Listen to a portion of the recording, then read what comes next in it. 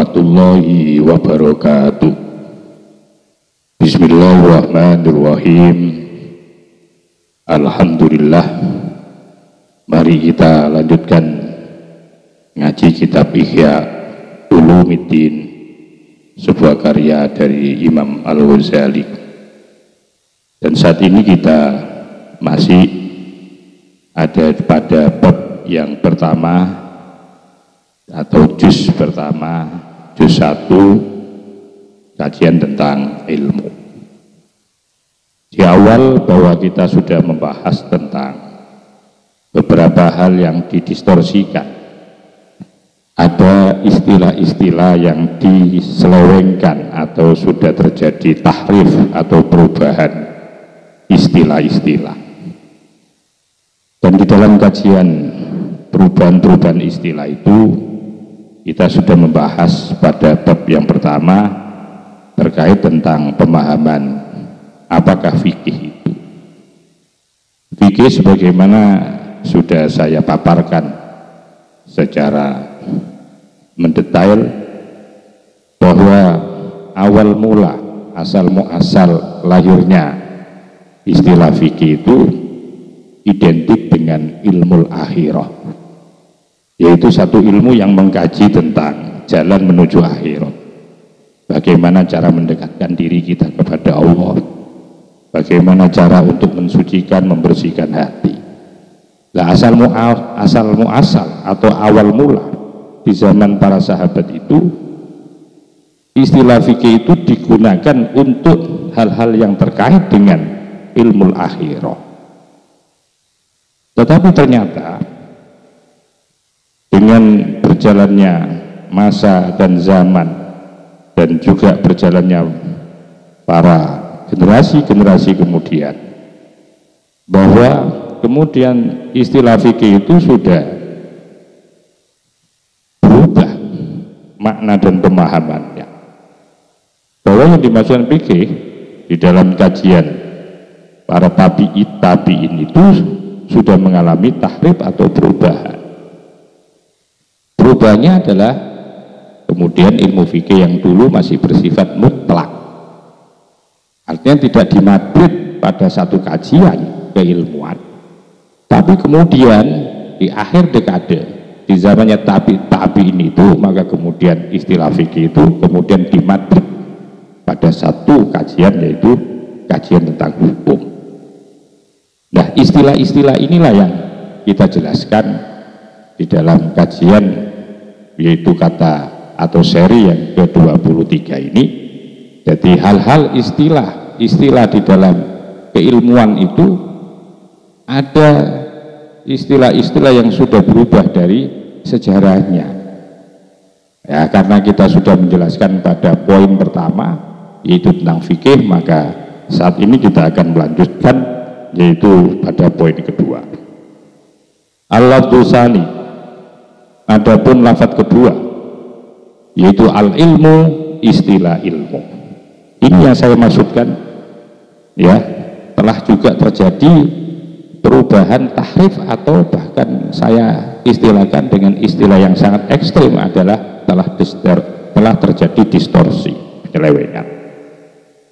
Waqad kana, dan sungguh ada, waqad kana, dan sungguh ada istilah ilmu ini yutlaku di mutlakan. Apa zalika,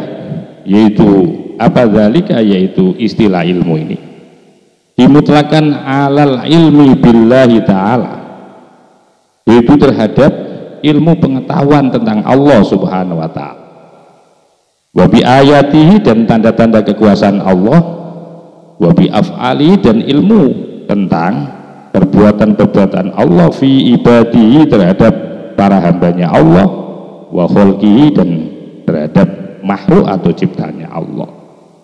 Jadi asal mula istilah ilmu tidak bedanya dengan asal mula yaitu istilah fikih yang awalnya itu identik dengan ilmu akhirah, yang kemudian berkembang pada dekade akhir zaman itu kemudian ditahrif atau terjadi penyelewengan makna lebih kepada kajian ilmu hukum. Ini tidak beda, pada kajian ilmu ini juga, di mana di awal mula bahwa kata-kata atau frase yaitu lafadz al ilmu ini digunakan ya atau masih bersifat mutlak terhadap apa itu alal ilmi billahi, terhadap pengetahuan tentang Allah ya, terhadap pengetahuan tentang Allah atau ilmunya Allah lah, wa bi ayatihi, dan ayat-ayat Allah, wa bi af'alihi, dan perbuatan-perbuatan Allah, fi ibadihi, pada hamba-hambanya Allah, wa khalqihi, dan pada ciptaannya Allah. Karena itu masih bersifat mutlak, masih belum terjadi pentakhsisan. Mutlak dalam pengertian masih bersifat am, masih bersifat umum, masih belum dimatrid atau dilakukan pentakhsisan atau pengkhususan terhadap istilah ini. Hatta annahu, sehingga annahu, bahwasanya yaitu kemutlakan lafadz ilmu, kemutlakan lafadz ilmu.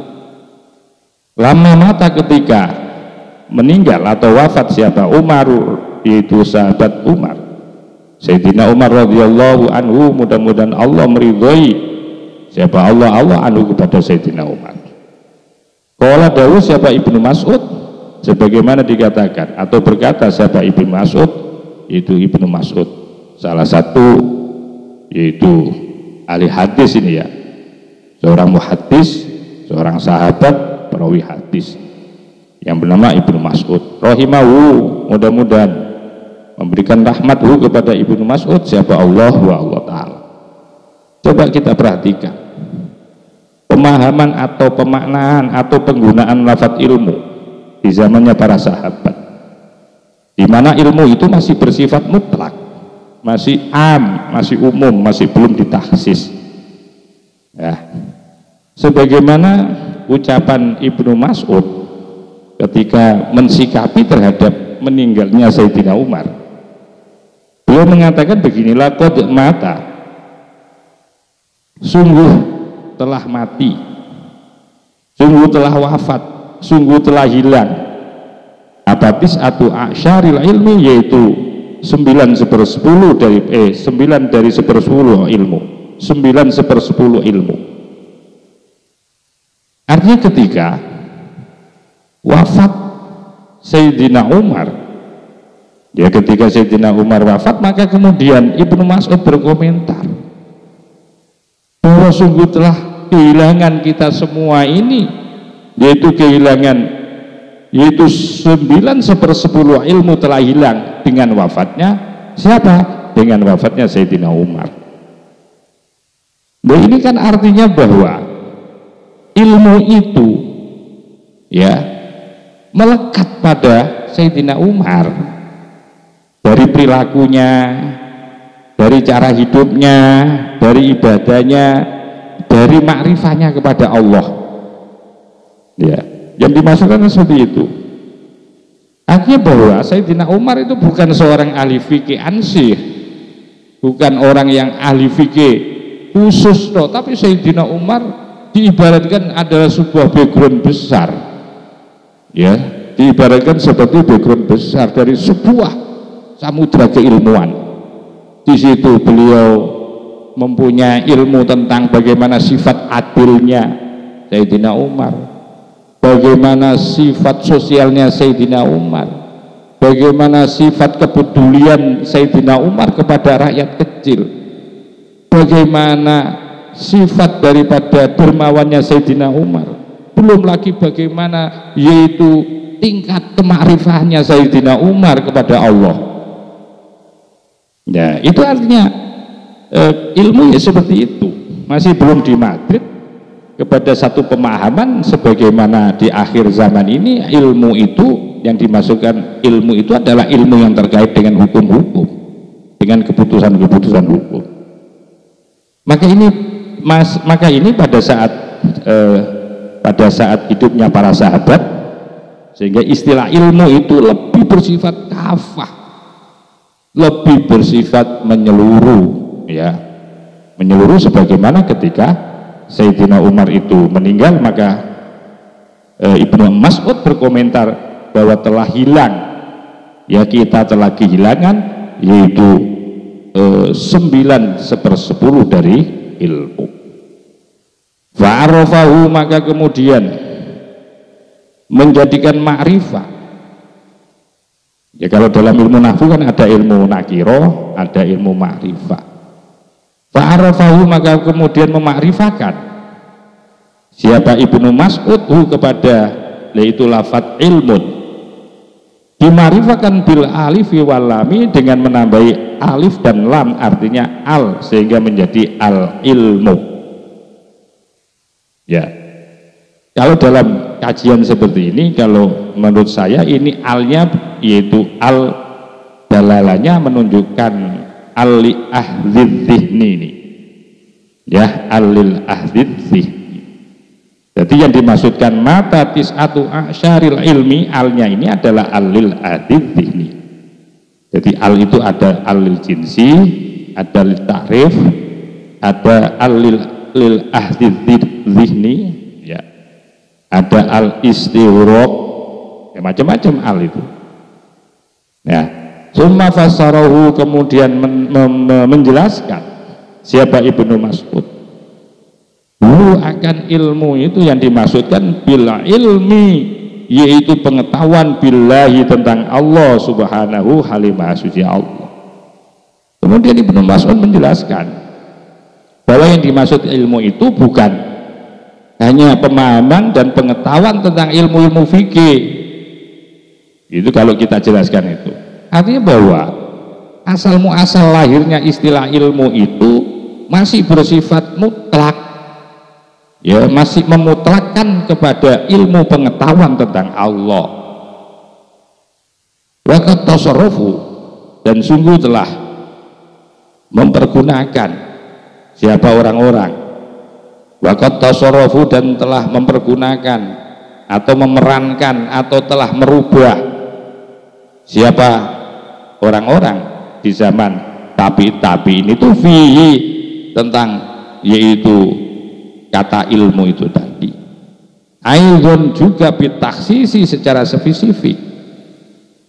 Coba kemudian perkembangan selanjutnya, di mana para ulama-ulama dekade setelah sahabat itu, mereka telah melakukan perubahan atau mempergunakan waqad tasarrufu, dan telah mempergunakan siapa ulama ba'da sahabat, setelah, yaitu pasca daripada dekade sahabat, di mana mereka telah mempergunakan fihi, terhadap istilah ilmu, aidon, juga bitakhsisi, secara spesifik, secara khusus. Hatta syahiru, sehingga syahiru, mereka menjadikan orang-orang atau ulama-ulama pasca sahabat itu, yaitu menjadikan terkenal dengan istilah ilmu itu fil aksari, yaitu pada kebanyakan. Pada kebanyakan siapa itu? Biman, diperuntukkan pada orang yastahilu, yang sibuk, siapa man, bil munadharati, dengan kajian-kajian atau dengan perdebatan-perdebatan, ma'al husumi, yaitu bersama lawan. Di dalam apa itu? Fil masailil fiqhiyati, di dalam problematika atau masalah-masalah yang bersifat fiqhiyah, wa ghairiha, dan selain daripada masailil fiqhiyah. Artinya kemudian dari asal mula, sejarahnya awal istilah ilmu itu masih bersifat mutlak. Ternyata perjalanan waktu, ya, dan perjalanan waktu, masa, dekade, zaman, ternyata kemudian berubah menjadi pemahaman tentang ilmu itu lebih kepada ilmu khusus, yang kemudian menjadi terkenal atau viral, ya, istilah itu ada di dalam kajian tentang, yaitu orang yang sibuk berdebat melawan, yaitu berdebat bersama musuh-musuhnya itu dalam konteks, yaitu masalah-masalah fikih. Nah, ini kemudian disempitkan menjadi khusus, ini kajiannya kemudian. Bayuqalu, maka disebut, bayuqalu, maka dikatakan, siapa huwa, adapun man, ya, man yastahilu bil munadhara, itu orang yang sibuk hanya mengkaji atau hanya berdebat dengan lawan masalah fikih itu kemudian disebut al-alimu, orang yang alim alal hakikoti, secara sejati. Karena pemahaman ilmu itu sudah dibatasi, sudah ditaksis, sudah terjadi tahrif atau perubahan makna dan pemahaman. Tentu kemudian akan terjadi penyempitan makna terhadap orang alim itu sendiri secara sejati. Karena pemahaman ilmu itu sudah ditaksis kepada hanya orang-orang yang sibuk, orang yang menangani tentang perdebatan di dalam masalah fikih, sehingga orang yang ahli fikih itu disebut orang alim. Ya, orang alim sejati ya orang ahli fikih itu. Itulah yang dimaksudkan telah terjadi perubahan pemaknaan atau pengertian asal muasal dari istilah ilmu.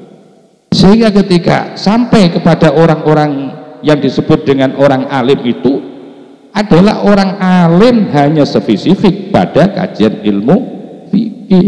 Tidak, yang dimasukkan alim itu adalah orang yang menguasai, orang yang mempunyai kemampuan dan mempunyai otoritas secara masif, secara luas terhadap seluruh ilmu. Karena istilah ilmu itu sudah dipersempit, maka kemudian istilah alim itu juga akhirnya menjadi sempit. Ya, wa adapun orang yang alim secara hakiki itu al-fahlu, sebagai lelaki sejati fil ilmi, di dalam ilmu. Sementara waman layu marisu, waman dan adapun barang siapa, itu man itu sebagai mubtada, itu layu marisu kabar jumlah, itu layu marisu tidak mempunyai wawasan. Siapa man? Walika terhadap yaitu masailul fiqhiyah.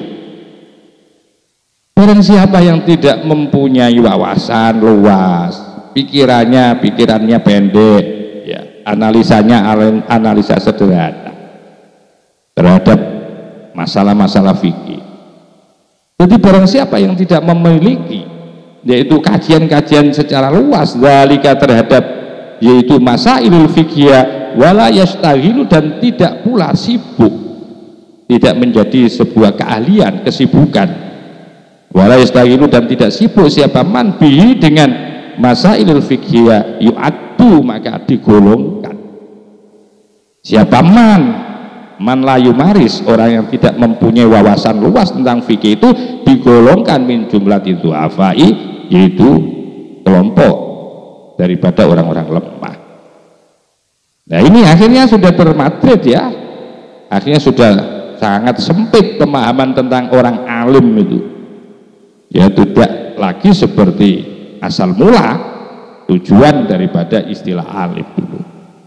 Sehingga wala ya'uduna, sehingga tidak menggolongkan siapa ulama-ulama ya kepada orang yang layu maris, orang yang tidak mempunyai wawasan luas, wala yauduna, dan tidak memasukkan atau tidak menggolongkan siapa ulama-ulama kepada siapa orang waman layu maris, orang yang mempunyai wawasan pendek itu, wawasan sederhana itu, bizumratil ahli ilmi, yaitu ke dalam rombongan orang-orang yang mempunyai keahlian ilmu. Wahada aidon, wahada adapun ini, ya, aidon juga usarifu yang dilakukan penggunaannya akhirnya bitaksisi dengan secara taksis, pemahamannya sama. Ketika ilmu itu, ya, sudah terjadi distorsi pemahaman, sudah mulai dimadrid, disempitkan pemahamannya, tentu juga akan terjadi distorsi atau penyempitan terhadap makna-makna daripada atau arti daripada orang alim. Ya, ketika ada orang alim, pinter tasawufnya, bagus akhlaknya, ma'rifah kepada Allah, sementara dia tidak punya wawasan secara kafah dan tadqiq terhadap ilmu fikih, maka tidak bisa disebut sebagai orang alim. Nah inilah wahada aidon gitu loh. Wahada adapun ini orang alim itu juga aidon juga tusorifu telah dilakukan perubahan, telah ditasrif atau telah digunakan atau telah diselewengkan bitaksisi dengan secara khusus maknanya. Walakin padahal atau walakin akan tetapi ma dosun sesuatu warata yang telah datang apa ma min fadhailil ilmi tentang fadilah ilmu wal ulama'i dan fadilah tentang ulama, keutamaan ilmu dan keutamaan para ulama. Itu aksaru kebanyakan ya mayoritas mawaroda ya mayoritas atau pada umumnya begitu kan, pada umumnya fil ulama'i yaitu tentang orang-orang yang mempunyai pengetahuan billahi yaitu terhadap Allah Ta'ala halimalur Allah. Artinya begini bahwasanya tetapi bahwa selama ini yang datang kepada kita baik itu bersumber dari Al-Quran maupun hadis yang menjelaskan tentang keutamaan ilmu, keutamaan orang-orang yang berilmu ya, baik bersumber dari Al-Quran maupun hadis selama ini, yaitu bahwa apa yang datang pada kita berupa Al-Quran dan hadis itu aksaruhu kebanyakan yang dimaksudkan dari mawaroda itu yaitu ulama itu adalah tentang orang-orang yang mempunyai pengetahuan tentang Allah, bukan orang ahli fikih gitu loh maksudnya. Jadi ketika ada hadis, ada ayat Al-Quran yang menjelaskan tentang keutamaan ilmu dan keutamaan para ulama, yang dimaksudkan itu siapa apa ilmu itu dan siapa ulama yang dimaksudkan di dalam ayat Quran maupun hadis itu bukan ahli fikih tetapi orang-orang yang mempunyai pengetahuan tentang Allah. Jadi ini yang banyak disalahpahami juga. Walakin akan tetapi ma warada adapun sesuatu warada yang datang apa ma min fadhailil ilmi tentang keutamaan ilmu wal ulama'i dan ulama itu aksaruhu kebanyakan apa ma itu kebanyakan ma sesuatu baik dari Quran maupun hadis itu hampir seluruhnya ketika menjelaskan tentang keutamaan ilmu dan keutamaan ulama yang dimaksudkan ulama itu bukan orang ahli fikih tetapi orang-orang yang mempunyai pengetahuan tentang Allah. Wabi ahkami dan hukum-hukumnya Allah ya kan, coba wabi af'ali dan perbuatan Allah, wasifatihi dan sifat-sifatnya Allah, ini kan mutlak. Kalau ini dipahami kembali seperti pemahaman para sahabat sesuai di dalam Al-Quran dan hadis maka akan lebih fleksibel ya, lebih fleksibel untuk memahami apakah ilmu dan siapakah yang disebut dengan orang alim. Dan sesungguhnya dari sekian ayat-ayat Al-Quran maupun hadis ketika menghadirkan lafaz tentang ilmu dan tentang ulama yang dimaksudkan adalah ilmu pengetahuan tentang Allah, keyakinan tentang Allah ya, tentang keyakinan terhadap Allah, ilmu tentang ma'rifah kepada Allah, ikhlas ya. Dan ketika membicarakan tentang ulama yang dimaksudkan ulama itu bukan ulama fikih saja tetapi seluruh orang-orang yang mengenal, meyakini makrifah kepada Allah. Nah ini ada terjadi distorsi waqad soro dan sungguh telah jadi ya waqad soro al-ana sekarang mutlakon telah diucapkan ya, dan telah menjadi bukti nyata sekarang itu bahwa istilah alim itu mutlakon, dimutlakan atau diucapkan alaman layuhitu terhadap orang layuhitu yang tidak menguasai siapa man, tidak menguasai min ulumi syar'i dari ilmu syariat bisyai'in tentang sesuatu siwa selain siwa rusumi jadaliyatin selain sebagai tanda-tanda, yaitu yang bersifat berdebat fi masailah khilafiyatin, di dalam masalah-masalah khilafiyah. Nah akhirnya sekarang sudah terjadi, ya. Jadi ucapannya itu jadi sudah tidak lagi seperti apa yang dimaui daripada para sahabat-sahabat dulu. Istilah ilmu ini sudah sekarang sungguh waqad soro, dan sungguh telah ada atau jadilah apa ma sekarang, waqad soro, dan sungguh jadi apa ma al-ana sekarang mutolakon, diucapkan. Jadi kan begitu kan, diucapkan bahwa kata-kata alim itu sekarang diucapkan, ya, kepada orang yang tidak menguasai dari ilmu syariat, ya, bisain, ya, tentang sesuatu siwa selain, yaitu ditandai dengan yaitu ilmu perdebatan di dalam masalah khilafiyah. Jadi akhirnya di Madrid ke sana,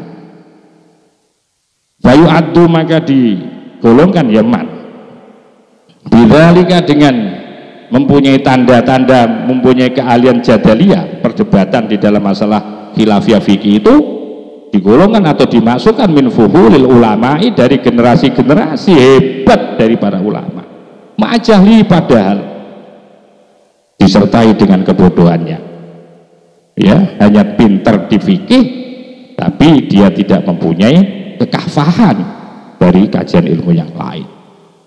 Bayu adu, maka digolongkan siapa man bidzalika, dengan hanya mengetahui rusumu jadaliyah, ya, hanya mengetahui apa namanya tanda-tanda perdebatan masalah fikih, digolongkan min fuhulil ulama, yaitu dari tokoh-tokoh ulama, ma'ajali, bersama kebodohannya man tadi, bitafsiri, ya, tentang ilmu tafsir, wal akhbari, ilmu hadis, wa ilmil madhabi, dan ilmu madhab, wa wiri, dan selain daripada yang tersebut itu. Wasoro, sehingga jadilah apa walika, hanya sibuk di dalam jadal dan perdebatan, perbedaan, ya. Ketika sudah dimaknai tentang ilmu ini, sudah dimaknai lebih hanya kepada ilmu jadali, ilmu perdebatan dan perbedaan-perbedaan fikih, inilah yang kemudian sababan menjadi sebab muhlikan, yang bisa merusak li kholkin, terhadap makhluk kasirin secara keseluruhan, min ahli tholabil, bagi orang-orang yang selalu mencari, bagi para santri-santri, bagi orang-orang yang mencari lil ilmi, terhadap pengetahuan ilmu. Ini yang terjadi, yaitu distorsi yang kita maksudkan. Dan mungkin kita akan lanjutkan kembali, yaitu distorsi yang ketiga. Insya Allah kita akan, yaitu apa namanya, kita sampai di sini dulu. Mudah-mudahan jadi kajian ilmu yang bermanfaat. Dan insya Allah saya teruskan nanti, yaitu distorsi yang ketiga. Nanti ada istilah tauhid. Tauhid itu bagaimana di zamannya para sahabat itu, asal muasalnya itu tujuannya untuk apa, yang kemudian di akhir pasca setelah sahabat itu kok kemudian terjadi, yaitu tahrif, perubahan, dan atau terjadi distorsi istilah itu. Mudah-mudahan Anda akan terus mengikuti kajian kitab Ihya Ulumuddin ini, mudah menjadi manfaat. Wa khairan wallahul muwaffiq ila aqwamit thoriq, walafu minkum. Wassalamualaikum warahmatullahi wabarakatuh.